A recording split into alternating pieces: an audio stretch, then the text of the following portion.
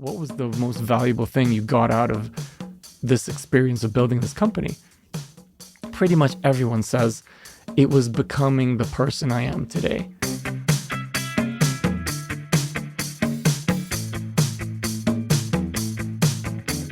Welcome to the Swisspreneur Show, a podcast about startup stories and learnings from experienced entrepreneurs. If you enjoy listening to our show, make sure to follow the podcast and leave a rating. And now, here's your host, Merle.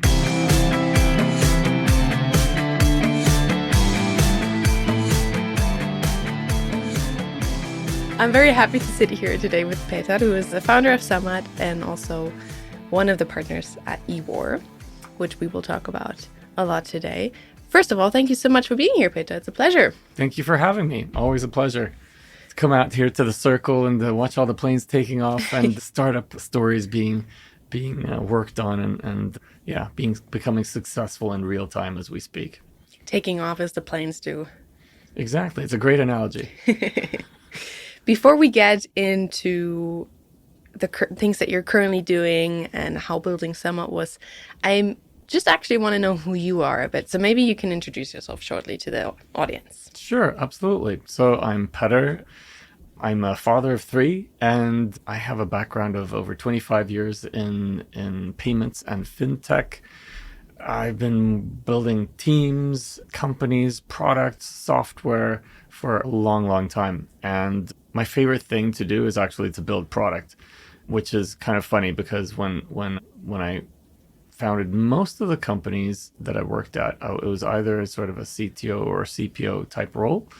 And when I founded SumUp, that was the one company where I was the COO, because it was a very, very, short window of opportunity, even though it was a big window of opportunity. And then everyone on the team sort of really stuck to where they could deliver the most value in the shortest period of time. And at that point in time, it was COO. So I've done a lot of operations. I've worked in the gaming industry where we did a lot of risk and anti-fraud work, which is super interesting. Probably the best training ground for that kind of a thing, given that it's very attractive to fraudsters. And so I built a lot of payment methods there and learned a lot of things. And my background is I'm one of these typical kind of expat kids. I grew up living in lots of crazy places. I lived in South Africa during apartheid back in the day, which was very, very confusing for a 7-year-old kid, observing things in the world around me and just asking my parents a lot of questions, which, they sometimes had trouble answering. I also lived in Australia, Singapore for 8 years, kind of the formative years where I grew up as a teenager, and then Portugal, where I did my high school, and then Swedish military service in the Navy for 1.5 years. And then Stockholm School of Economics and the whole rest of it. So very wide-ranging and kind of different background, where I think a lot of my skills today and kind of who I am as a person is very much founded on that sort of very multinational, multicultural kind of background. Always being the guest or being the sort of the fish out of water, so to speak. It kind of makes sense that you love building products, because from what I heard now, you've been in so many different settings and you always kind of built your own identity in all these different settings. So it's interesting that you also at work like to build identities, kind of like to build things, see how they run, and then kind of like move to the next thing and build it. Yeah, because building products is kind of all about solving problems. Yeah. And I really like solving problems and kind of taking inspiration from different places, different solutions. And I think you develop some sort of a pattern recognition system over time. And generally when I run into people who are curious and they're focused on learning, they're generally very interested in solving problems. Yeah. And then kind of applying their knowledge or their thinking and their ideas and their pattern recognition on coming up with new solutions. Because I think it's very difficult to reinvent the wheel, so to speak, to come up with something entirely new. Whereas combining different solutions or ideas patterns from different industries, different countries, different cultures and backgrounds into something new. May not be reinventing the wheel, but it's introducing something new to solve a particular problem in a particular industry or vertical, for example. Yeah, no, it's true. And I would love to know, because at SumUp, I'm just Googling when it was founded, actually. 2011. Yeah. I remember, fun fact, I remember the first time I used a SumUp. I'm sure most of the people that listen to this podcast have seen it before. It's a small white thing where you tap your card in, and it's like portable. And I remember the first time I used it was when I was working at Amazon. We were downstairs and we were collecting something for an initiative that we had at Amazon. I don't remember which one it was, but it was like, give us £1 here, £1 there. My English accent just came out. £1. You're a chameleon. There you go.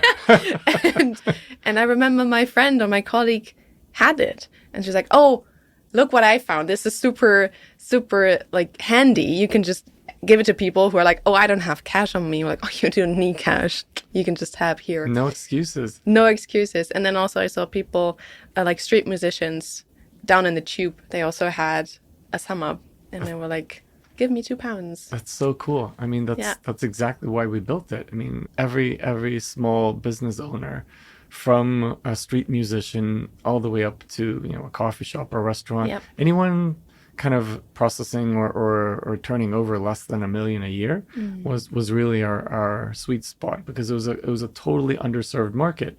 The banks, weren't interested in customers of that small size, and it was basically inaccessible for those types of SMEs to have access to card payments, and which of course also as NFC chips and Apple Pay became more popular, just tap to pay. It's such a fast way to pay that coffee shops and small restaurants who would have the lunchtime queues, heavy amount of footfall and traffic during a very compressed time window, the speed of the payment is really important. Sure. And so that was one of the things that I remember working on in the early days. As soon as that technology became available, let's make sure that we include tap to pay, because then the merchants can take the payment much faster, even faster than cash, which will then help them to avoid losing business when traffic is the highest. True. But now with EWOR, you're basically going back to the beginning of founder stories, like really right at the start. Why? What was it for you that you said, I want to go back and help founders right at the beginning? Because it's the most fun part. In what way? Again, it comes back to problem solving. I mean, in the beginning, 0 to 1, which is my favorite part of building a company, which is anywhere from the first sort of 0 to 3 years. Maybe now with AI, this is accelerating, but I still think now, the first 3 years of a company is the 0 to 1 journey. It's what determines whether you're going to be successful or not, and also how successful you're going to be. Your growth rate and your trajectory is set in the first 3 years, no question. And that is my favorite part of building a company. That is how long I stayed with SumUp. I stayed with SumUp for the first 2.5 years. I think I helped hire the first 200 people. We raised the first, 150 million. We were going to be successful. And then we were 5 co-founders from the beginning. Well, we started out as 2, and then we wanted to hire 3 specialists, one in product, one in finance, and one in sales, sort of the chief commercial officer role. And we got a hold of really great people through my co-founders network. And they said, well, this is such an exciting opportunity. We want to be co-founders. And then, we kind of had a discussion about it and thought, this is the caliber of people that we need. Okay, let's bring them on board and make them co-founders as well. And I think that was a really great decision, because it allowed us to, divvy up all of the different work that we needed to do. And we were able to execute so much faster. And speed, as I said before, the window of opportunity was open, but it was also relatively short. At least that's how we viewed the situation, because you had Square in the US, Jack Dorsey was doing great. And we thought he's going to come over at some point and compete, or rather we would want to, compete outside of Europe before Square gets there. We went to South America relatively early on. for example. And so we had iZettle had started 6 months before us, the Swedish competitor, and inevitably Rocket Internet was going to come out with a company. Yeah. PayPal was in the UK. So we wanted to run really fast. And that's why we had, 5 co-founders from the beginning. And then, as the company left the 0 to 1 stage, and it became more a question of scaling and doing the same thing over and over again in more countries. That's when I chose to step back. I was the first one, and then 2 other co-founders stepped back a bit later as well. And so today SumUp is 2 co-founders from the original 5, and they are the guys that really enjoy scaling and building the size of the company. So that I think worked really well according to plan. And for me, it gave me the opportunity to go back and build product again. Yeah. So I chose an opportunity with Drooms, which is a virtual data room company that was being built by a friend of mine. And I said, yeah, I'd be really excited to build product again. And he said, well, the problem is we don't really have a product team. We don't have a developer team. So you're going to have to start from scratch. And I said, well, I'm only going to work 40 hours a week, because working 100 hours a week for 2.5 years at SumUp was really taking a toll on me as a person and also on my family. So I was the only one who had 3 kids. And yeah, I really wanted to be there for them and their childhood and growing up. My dad, when I was a kid, he had to work quite a lot. And so that was something that was on my mind, that I really wanted to, I wanted to spend a lot of time with my family. So I said to my friend, I'll take this job, but I'll only work 40 hours a week, like a normal work week. And he's like, yeah, okay, that's great. We really want you to join. And so that's what I did. So the next 10, 11 years, I spent building product as an entrepreneur, and I built up a team from 0 to 75 people. So I was responsible for all the technology and the product strategy at the company, which I thought was really fun. Did a lot of work within AI and built up an AI team as well there. Before AI was cool, this is when it was called, NLP and machine learning and all of that good stuff. But it gave me a chance to constantly work on product, to solve problems, and to come up with ideas, which I really enjoy. That is kind of why now that my kids are sort of they're leaving the house, we're becoming empty nesters, my wife and I. Super scary. And that sort of got me thinking, what do I want to do next? What is my next chapter going to look like? And I ran into I was introduced to Daniel Dippold, who's the founder of EWOR, and by a mutual friend of ours. And I think we had like 3 conversations, and every conversation ran over an hour. And Daniel said, well, we got a lot of stuff to talk about. Why don't you come down and join us at EWOR Connect, which was in Nantes, France at that time. This was, I think, April 2024. Yeah. So you can meet the whole team, we can hang out and talk, and you can meet a bunch of startup founders and people in our ecosystem, investors as well. And so I did. And it was a really, really amazing 3 days. I think I had like 40 or 50 of the best conversations I'd had ever, because everyone was so humble, intelligent, working on really interesting stuff. And so I got to know the team, and I followed up after that with 15 calls with some of the EWOR fellows I hadn't had a chance to talk to so much, and some of them that Daniel introduced me to. Said, hey, you should talk to these people, see what they say about EWOR. He cheekily said that our best advertising are the fellows that are part of the program. Talk to them and see what they think.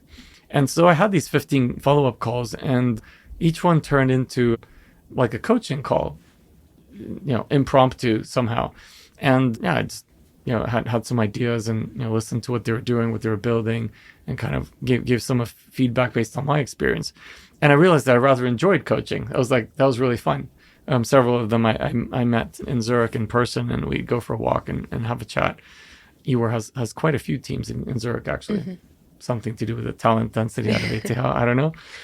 But after that, Daniel and I had a follow-up conversation, and I kind of had this idea.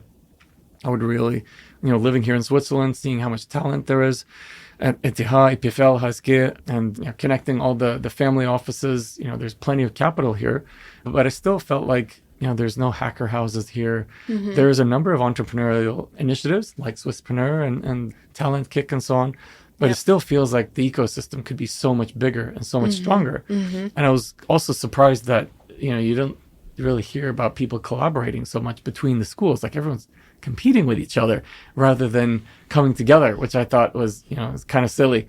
And so I had this idea, maybe I can start an accelerator in Zurich, something like kind of, competing with Y Combinator and A16Z and all these amazing hacker houses that you have in the US. Like in Silicon Valley, they're doing amazingly well. And they really have this gritty hacker culture, and people are there paying it forward, introducing each other, working together. I wanted to create more of that in Europe.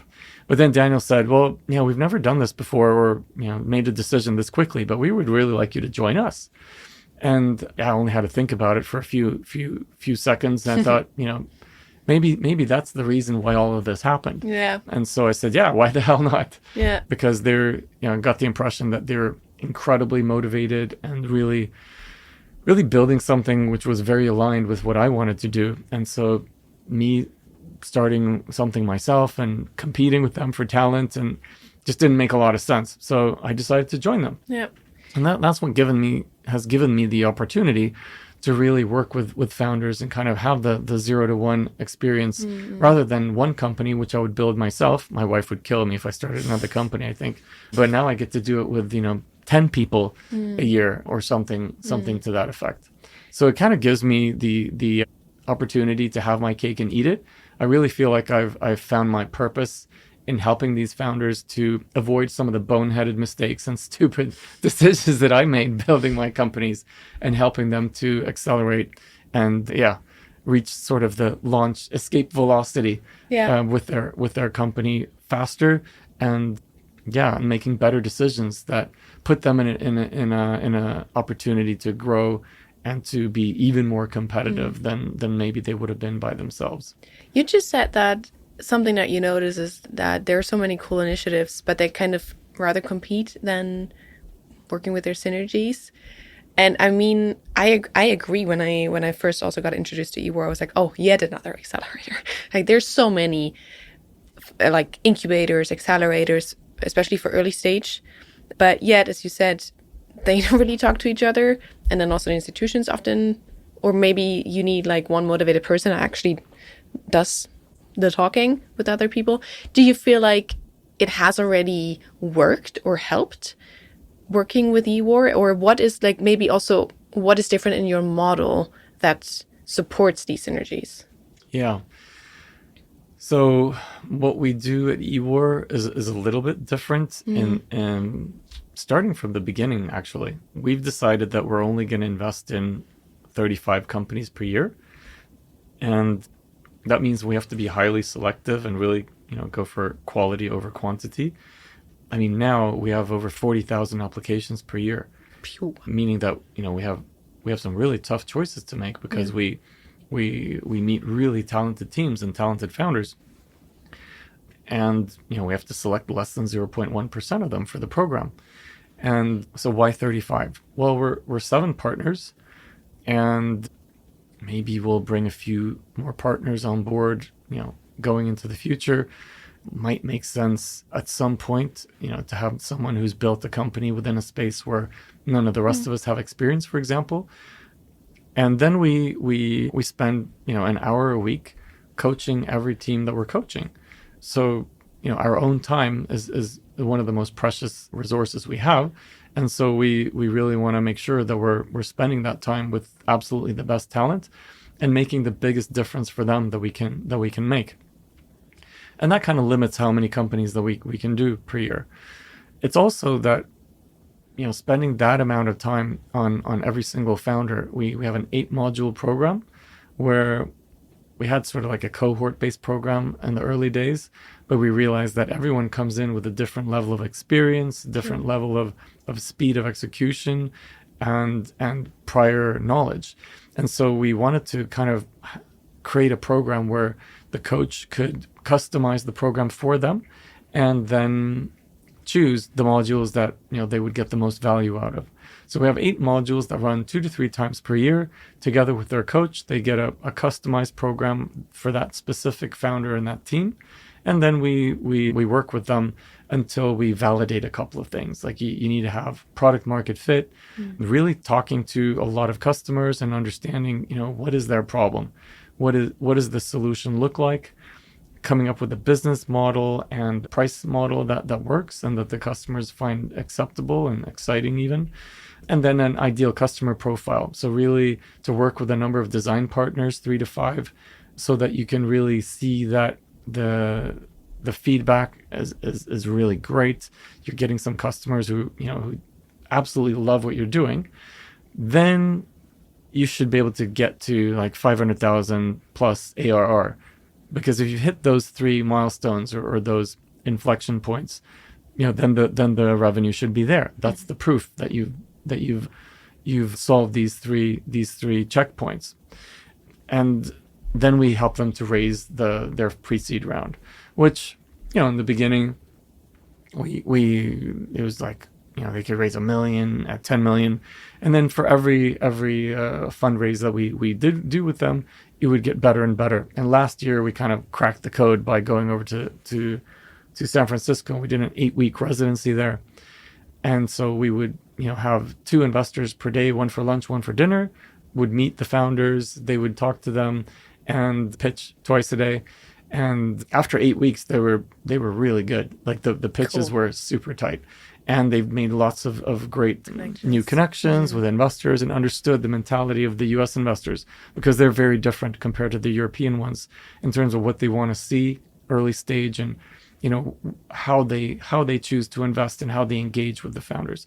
So we had 150 people come to a pitch night that we hastily arranged, because one evening someone said, "Why don't we do a pitch night?"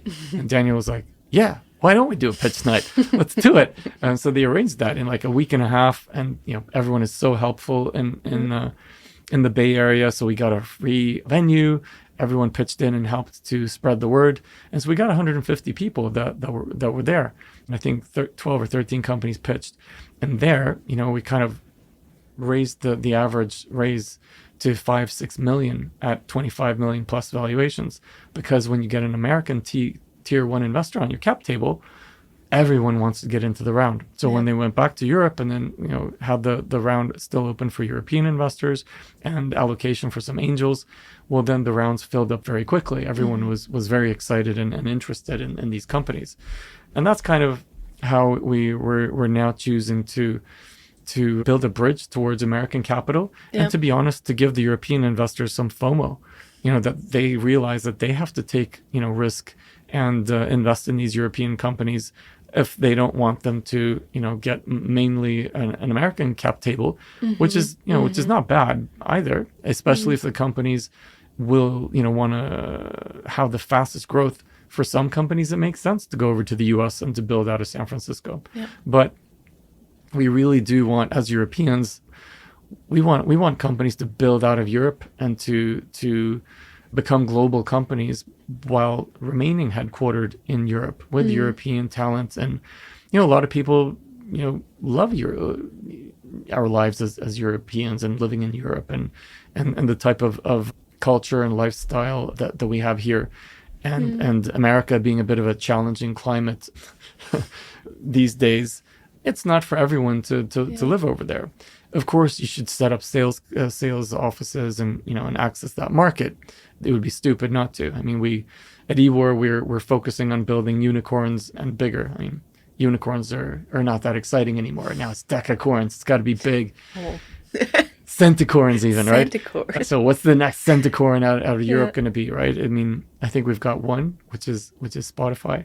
It's 150 billion company. And I think they're the only one, right? And then there's a few of us stragglers of 10 million or 10 billion or above. So we want more of that.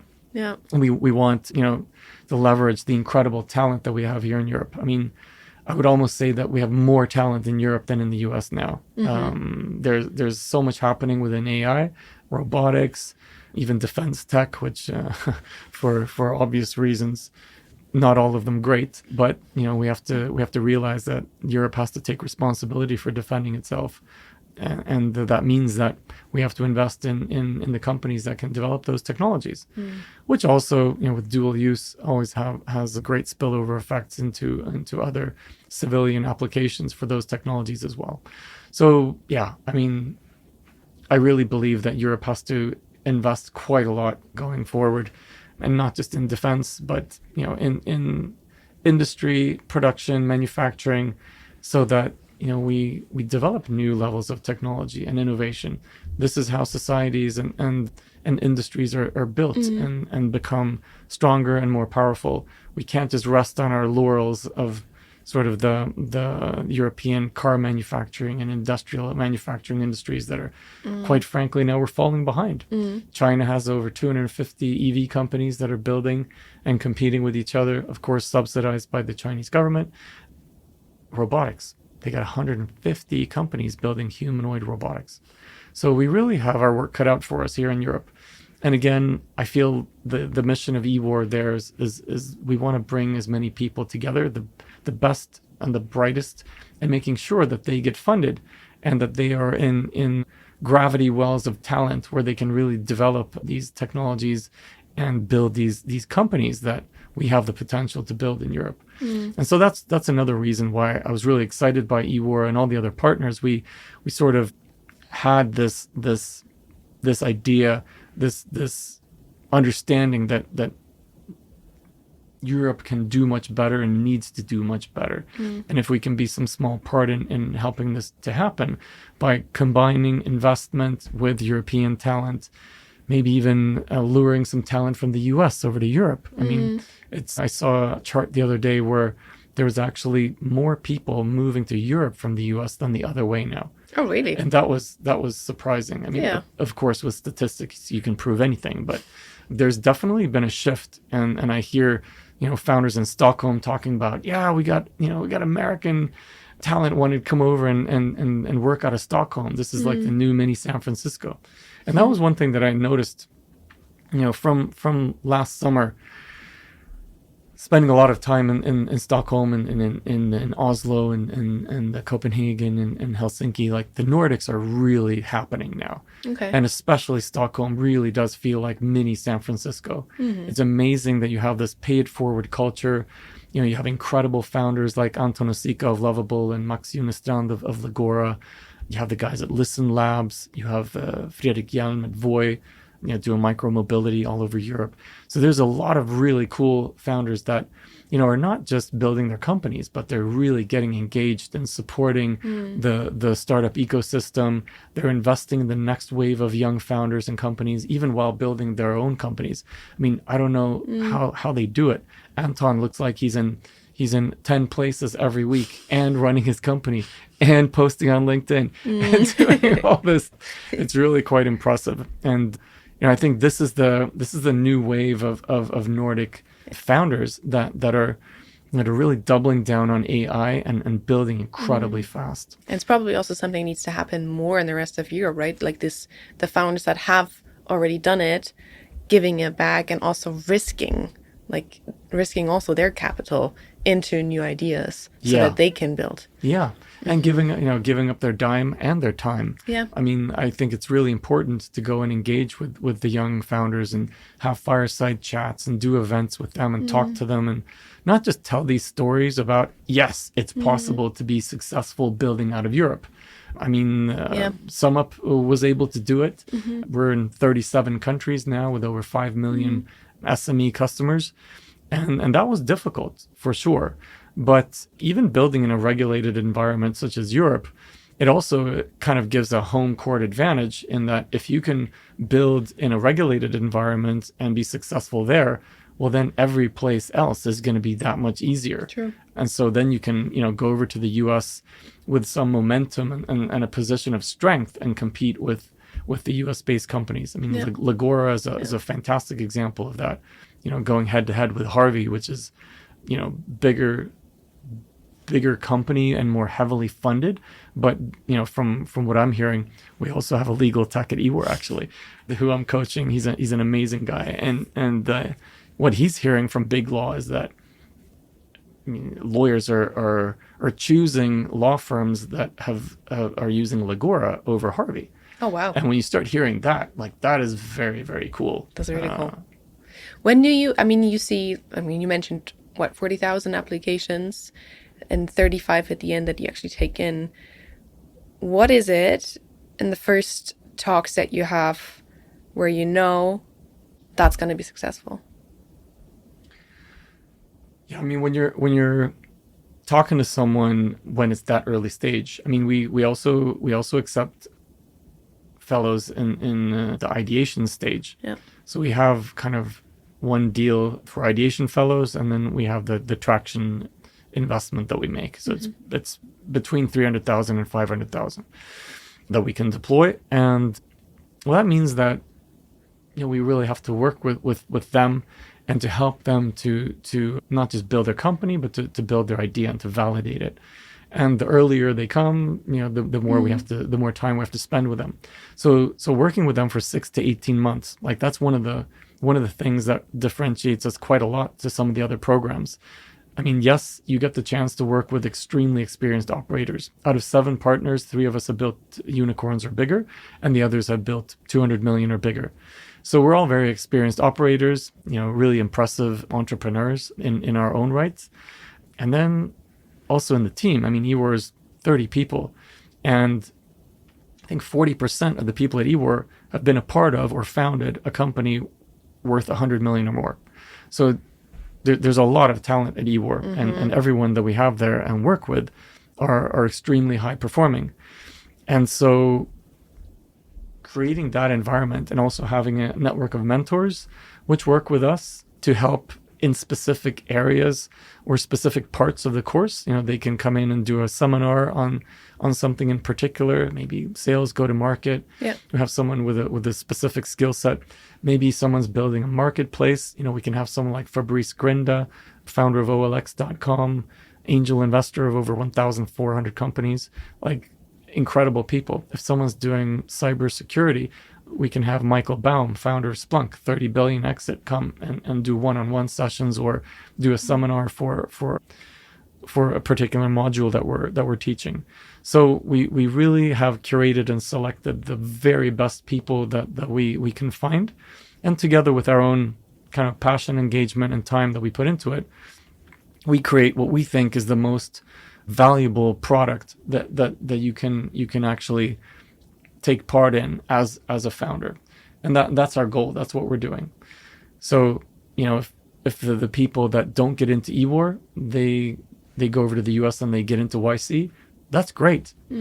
We have 200-300 people that we also have inside of our talent pool, the incredible people, but that just didn't get in because we only have those 35 slots.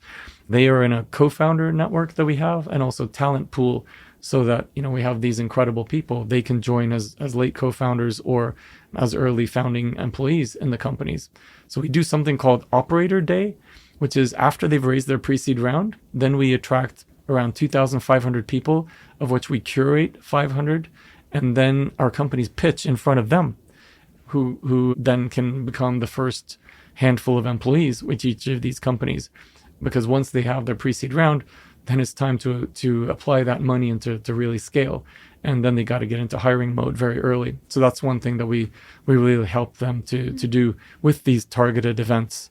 So it's not just kind of a database of people, and then we say, hey, have at it, go search. No, we actually create an event and really help them to get in front of the most relevant people for the business and the team that they're building. So there's not one particular thing that makes this person is meant to be one of the 35. It's more the combined knowledge of everybody that's involved and their judgment about it. I think we like to pick crazy people, like really crazy, obsessed people who are building something that, they feel strongly personally about. Yeah. I mean, my story with SumUp was very much kind of a story of obsession and wanting to solve my own problem. I mean, I get super annoyed when I can't pay with a card wherever I go, because as a Swede, we've been paying with cards for over 30 years. That's true. Right? You can't even use cash in Stockholm today. Yeah. I mean, there are kids now that have never seen money. You know? That's insane. Yeah. So that is one thing that we really look for. We look for someone who is obsessed with solving a problem, and that they really, can't stop thinking about it. And you can see in their background and their history, are they curious? Are they learners? Are they obsessive? Are they exceptional performers in some kind of way? It could be that they've been professional athletes or hackathon winners, or that they've built NGOs just to help people. Just an exceptional amount of obsessive behavior resulting in outlier performance, like really exceptional performance. Those are the things that we look for. Some of them are coming from very tough backgrounds. They had to really fight to make it to places where there was opportunity and where they could get educated. I mean, we have a couple of Syrian brothers, for example, who they went on these human trafficking boats to Europe. And one of them strapped his laptop with tape to his stomach. It was his only possession that he couldn't throw away. And they made it to Sweden. They got educated, learned Swedish, built one startup company. Now they're building their second startup company with EWOR, and they're doing incredibly well. They're building the Lovable for email campaigns, and they're just absolutely doing amazing. And their story is just crazy. And these guys are like the sweetest, most positive, caring, kind people you could ever imagine, going through, having their house, their apartment block hit by a missile in Syria. I mean, this is just crazy, right? Yeah. And then we have other people like our Austrian farmer's son from a valley in Austria who had to fight for retaining his IP for his invention that he invented. He's a physicist, and his professors wanted his IP, and they were forcing him to sign over the IP, and said, you're not going to get your PhD unless you sign this contract. And he said, no, thank you, but in stronger terms than that, and raised some money with friends and family, and then had real trouble building his energy harvesting technology, which is based on kinetic energy. So, heavy objects driving over his pressure plates generates electricity. And he's done this with a technology that's 250 to 200 times more efficient than anything like that previously. And so he heard about us, and I remember the first interview I had with him was like, this guy is something else. He's definitely very, very different, incredibly obsessive. And the guy was wearing a Bubba Gump Shrimping Company hat, the red one from the movie Forrest Gump. And I am a huge Forrest Gump fan. Like, it's one of my absolute most favorite movies. And I said, dude, like, what's the story with the hat? Like, I want a hat like that. Where did you get it? It's like, Petter, I have 15 hats at home. I will bring you a hat the next time we meet. And so Alphonse, as his name, he brought me the hat. So when we met him, first thing he did, Petter, I've got your hat. No way. And this guy has built a company where with the money that we funded him with, he went and built his first installation in the port of Hamburg. So the port of Hamburg now generates 6 to 8% of their electricity from the trucks driving off of the ships into the port.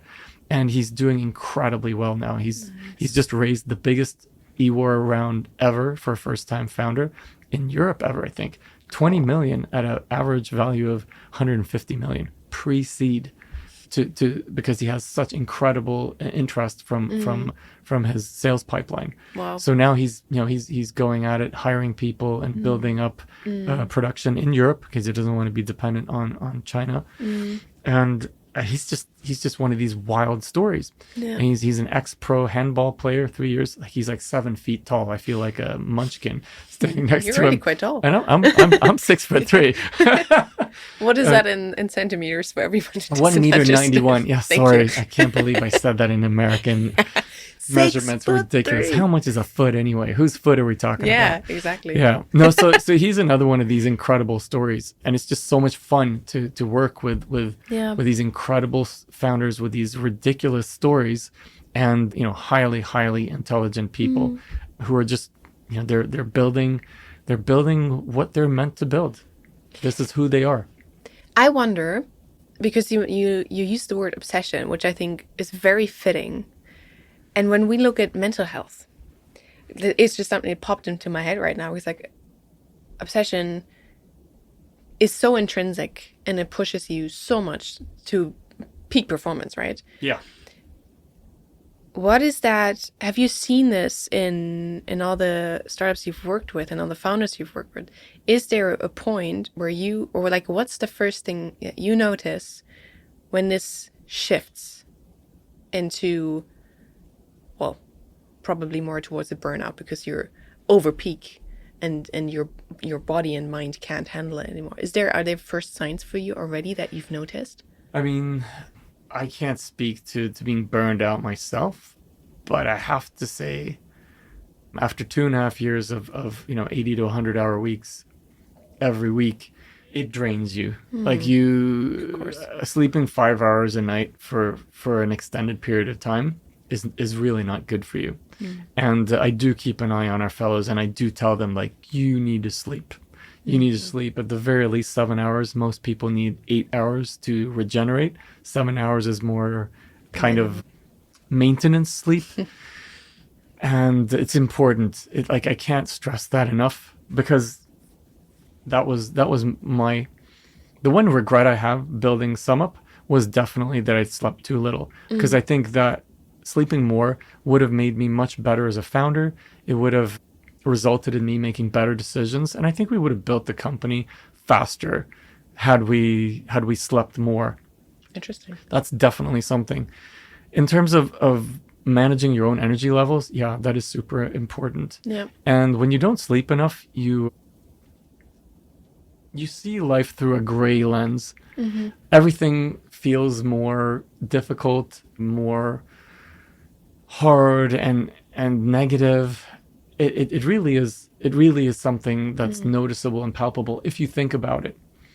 And I think if you sleep those 8 hours, you just have a different energy, a different vibe, and just the piles and piles of problems and challenges that you have, I think you're just better prepared to meet them. So avoiding burnout, whatever that feels like, or how that affects you, that is definitely something that you need to avoid. And I kind of put 5 years into 2.5 years of work. And that, of course, took a toll. I mean, for me, it probably took me a year to fully recover, both sleep. I mean, I hadn't worked out for 2.5 years, and I was quite athletic before then. I mean, I've always done a lot of sports. And so I decided that, okay, I got to get back to my true self, where I'm working out, I'm eating well, I'm sleeping well, I'm taking care of myself. And it's sort of become a really interest of mine, or a new obsession, is to kind of longevity and see how can I take care of myself so that I can really enjoy my life, my time with my friends and family, and live the fullest life possible for as long as possible, is something that I'm really interested in now. And that comes from doing the basics really well. Sleeping 8 hours is like a non-negotiable. Having really clean nutrition, not eating processed food and junk. Like, that was one thing I noticed when we were in San Francisco last year.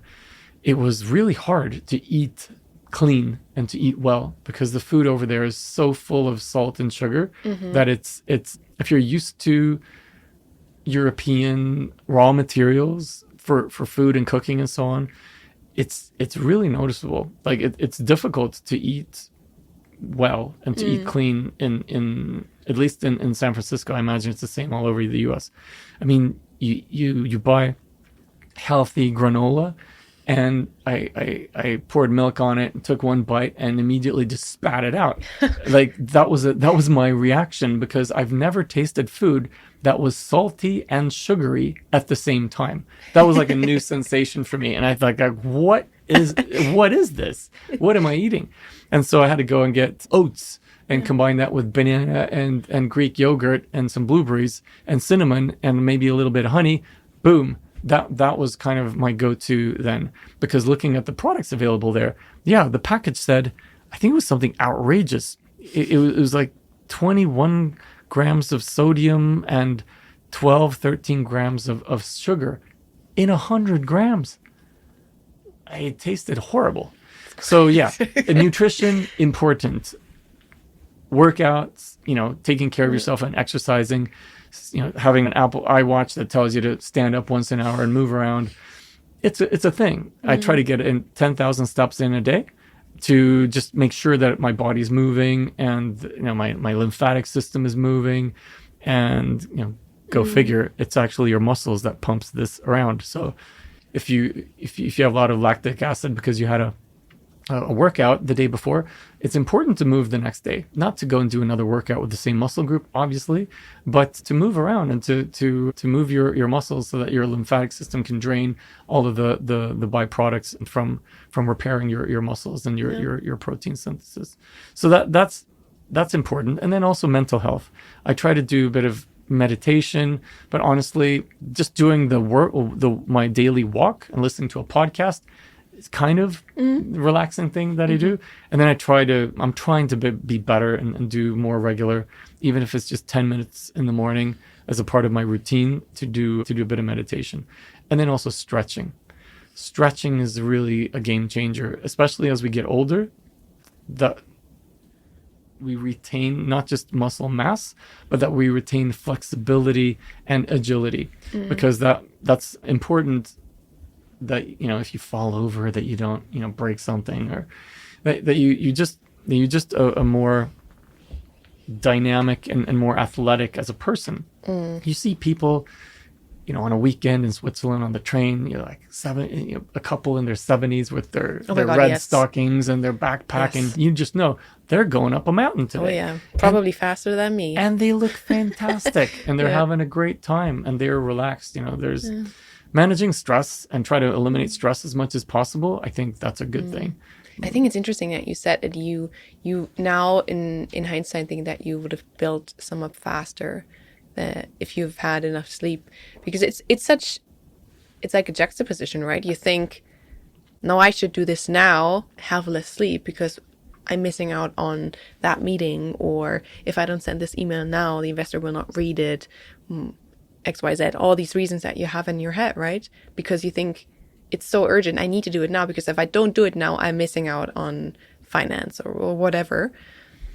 It's a trade-off. Right? And you see it as a trade-off, and there's always more you can do for your company. Yeah. Like I was always joking while I was building company, family/friends, and sleep. Pick two. And it often feels like that. Yeah. And I honestly was putting off a lot of sleep and focusing on the company, and then trying to spend as much time on the weekend with my family as I could. But it was definitely a huge sacrifice. And people talk about kind of work-life balance, and when you're building startups, let's be honest, there is no work-life balance. There's just life and what you choose to put in it. And when you're building a company, that's going to be a huge part of your life. No question. And so you have to find a balance or you have to find a life with the ingredients that nourish you, your energy, that you take care of your family and your friends, and that you're taking care of yourself, and that you're building and taking care of your company. In the beginning, the company is just you, right? The company is you in compressed form. But as the company gets bigger and grows, the company becomes its own entity. You are the steward of your company. It's not you anymore. It's kind of like realizing you're having a kid, and now you don't care primarily about yourself. You're putting someone or something else ahead of yourself. But you can take that to an extreme with the company, I think. You will not be a great founder over time if you don't prioritize and take care of yourself as well. As in any relationship, you have to be on your best game. Now, of course, there will be times when you're building the company that you're sprinting. You hear the expression, "Oh, building a company, it's a marathon, it's not a sprint." Actually, I wouldn't say that's entirely true. I would say it's a series of sprints inside of a marathon. But after every sprint, you got to recover and recuperate. Like, you can go super hard at it. The 996 culture. Yes, it's true. I don't think it's possible to beat everyone else and be faster than everyone else if you're not working at least more efficiently and smarter and putting in a lot of time. Some people will try to outwork you. Yeah. That's just how it is. And in order to win, you have to beat them. It is in many ways a race. But at the same time, I don't think that burning yourself out or working yourself so that you're not replenishing your energy over time, then I don't think you're going to be one of the winners. The winner will be someone who can, day in, day out for years, operate at the highest possible level. And that means taking care of yourself, with sleep, with nutrition, exercise, and mental health. All of those things need to be a part of your program. You need to define and block time to make sure that is a part of the program. And then you're spending the time in the most efficient way possible for you to perform at your highest level and for you to put in as much time as you can in addition to that, or the rest of the time, into your company. And that, I think, is sort of a very, very difficult balance to achieve. And I think very few people manage to do that consistently over time. Of course. Like our founder, Daniel, he's an alien. He can work ridiculous hours sustainably over time, but because he doesn't, sleep is a non-negotiable for him. But he, and as most of us in EWOR try to emulate, is being supremely prioritized and making sure that your time is being used as efficiently as possible, and making sure that every bit of your priority is done by the end of the day, so that you can go to bed and sleep knowing that, hey, tomorrow I get to go again, and I'm gonna be fully recharged to be able to do that. Yeah. Now, before we come to an end, because I was thinking, you've seen so many companies, you've seen them in Europe, you've seen them in the US, you've seen them from the start, you've been there in the start to the, some of them, I guess, also to the end. What are what are three things that you give along to, I guess, also the startups that are at EWOR, but also people that you meet that are starting out, or what is some wisdom, some things that you would want people to know and give them along their way? One thing that I talk about quite a lot is I meet a lot of founders in Europe who aren't thinking big enough from the beginning. The American go big or go home mentality, which they have. I think it comes from from their upbringing and their school. I've gone to an American school myself. Yeah. So maybe that's where it comes from, because I believe strongly in go big or go home. And I believe in thinking globally from day one. Mm-hmm. What does that mean? Mm-hmm. I think if you're building a company for Germany or the DACH market versus building a company that you, from the very beginning, build to go global, I think 2 years along, you will have two very different companies.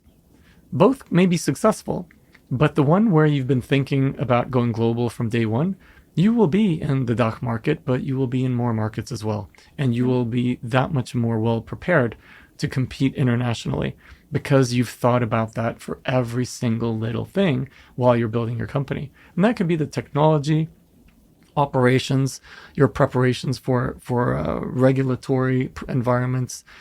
it can be the playbook that you build in order to be able to expand into other countries. That's what we did at SumUp. We one of our guys built the playbook for SumUp expanding into a new country.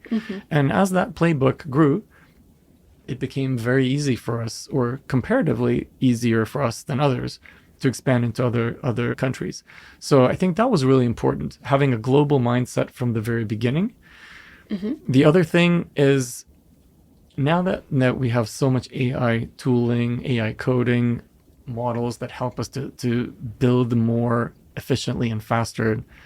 I mean, I was doing the EWOR community house for the last 5 weeks in Tenerife. Can't complain. A lot of the technical co-founders I spoke to, they said, Petter, I haven't written a line of code since December last year. And so if the syntax of coding is disappearing, and now it's more about architecture, systems design, and working with AI agents in a manner as if you would be working with a human team of developers, but now you have agents instead, it means that you need incredibly awesome people who are not just a 10x person, but they're like a 100x person or more. Because you'll need fewer people building the company. Even operationally, you'll be using AI agents to do a lot of the stuff that you needed people for before. And that means that you really, really should go for the best people you possibly can with every single hire. And maybe that wasn't the case 10 years ago, where you need to hire 100 people. It's going to be hard to hire 100 AAA people, especially in a very compressed time window. I mean, we hired 200 people in 2.5 years. That was quite extreme. But now, having the best possible people in every position that you hire will compound over time like compound interest. And it will be one of the things that will mean that you will win or lose versus competitors. And you see it now with the frontier model companies, how they're fighting over the AI talent. I mean, Mark Zuckerberg's ridiculous pay packages he tried to steal people with, that is crazy, right?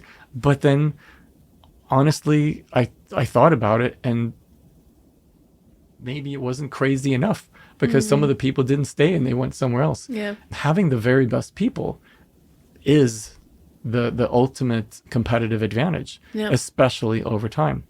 So that's the second thing I would say. Hire the very, very best people that you possibly can.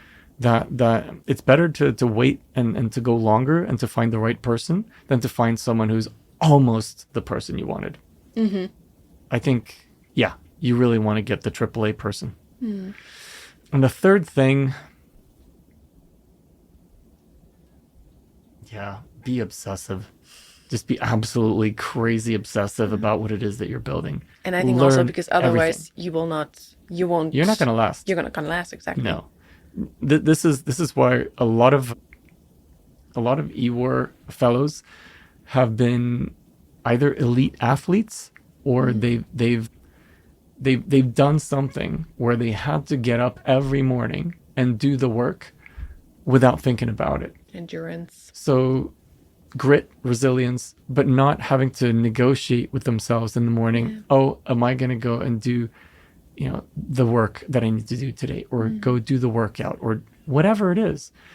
The people that I think succeed in the long run are the people who, the person that they become in order to be that successful founder. It's not the goal at the end of the rainbow, like, oh yeah, I did an exit, hundreds of millions, woohoo.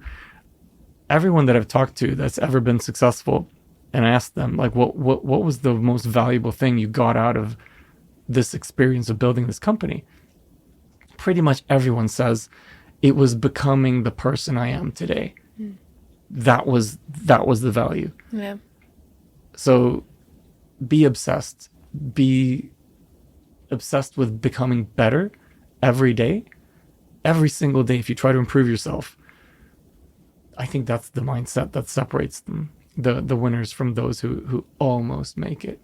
If you improve 1% per day in a year, that's 37.733 or something X.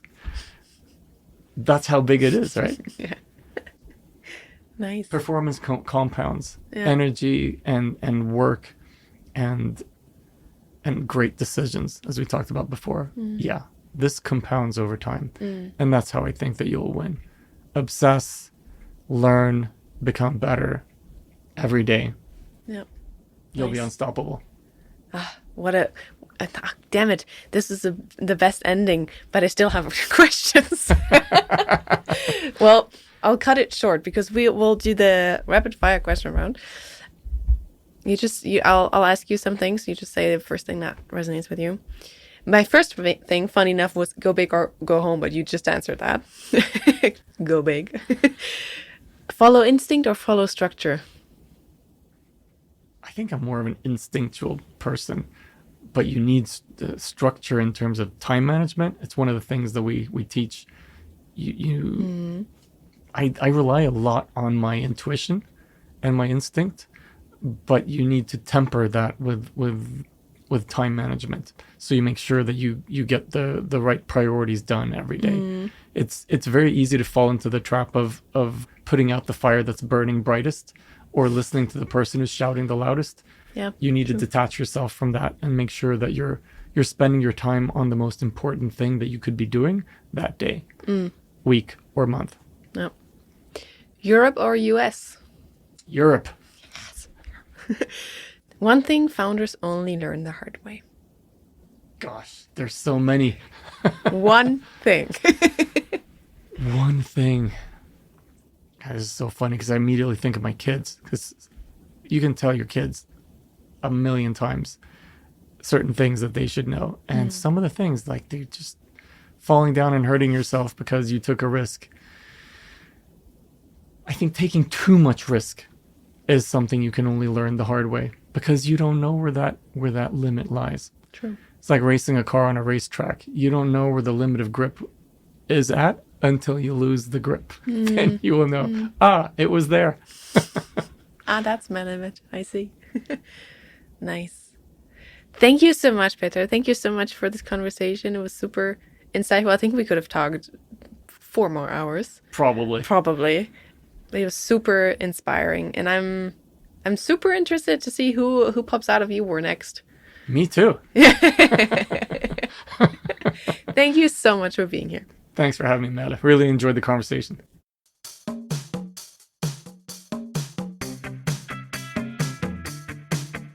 We hope you enjoyed today's episode. If you did, you can support us by rating our show on Apple Podcasts.